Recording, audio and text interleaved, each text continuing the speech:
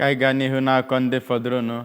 Mkparịta ụka banyere mmụta aka mere bụ AI n'ahịchafụ bekee na ha agbanyesi mgbọrọgwụ ike n'ala Naịjirịa kemgbe mmalite senchuri nke 21 a, dịka ọtụtụ ndị mmadụ na-enwewaghị mmasị ma na-emenwanye mmụta banyere nka na ụzọ ọgbara ọhụrụ dị iche iche. Ọ bụ mkparịta ụka dị otu a si na ngalaba dị iche iche nke ala Naịjirịa nakwazi n'etiti gọọmenti etiti Naịjirịa wee malite nke a na-achọzi ka ewebanyezie ya na mahadum dị iche iche enwere na Naịjirịa. Anụta akara eze ABS na Abuja bụ Princess Ga-Erite ga-akọwala ya akụkọ a ka ọ ga-esikwa nghọta.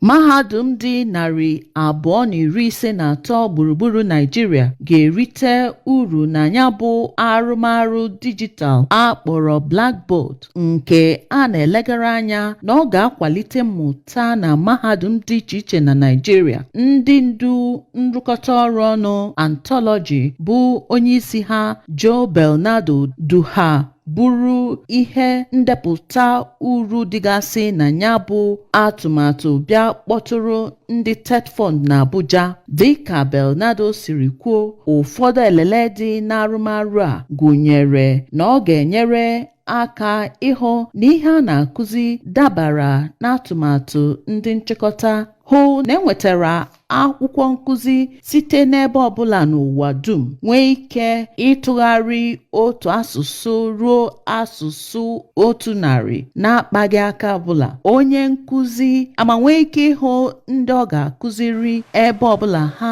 nọ na otu ọbụla ha siri chọọ na ọtụtụ ihe ndị ọzọ ga. Ode akwụkwọ ukwu nke TED Fund Maazị Sonny Echano na nzaghachi ya sịrị na gọọmenti anaghị arụ ọrụ naanị ka ọ kwalite mmụta, mana ọ na-arụ ọrụ ịhụ na ụmụ akwụkwọ Naịjirịa dị njikere ịzọmpi na mba ụwa, nke mere o ji agba mbọ ịhụ na arụmarụ a ruru mahadum 253 na Naịjirịa. O gosipụtara okwukwe ya na TED Fund nwere ike ime ka ọrụ arụmarụ a pụta ìhè.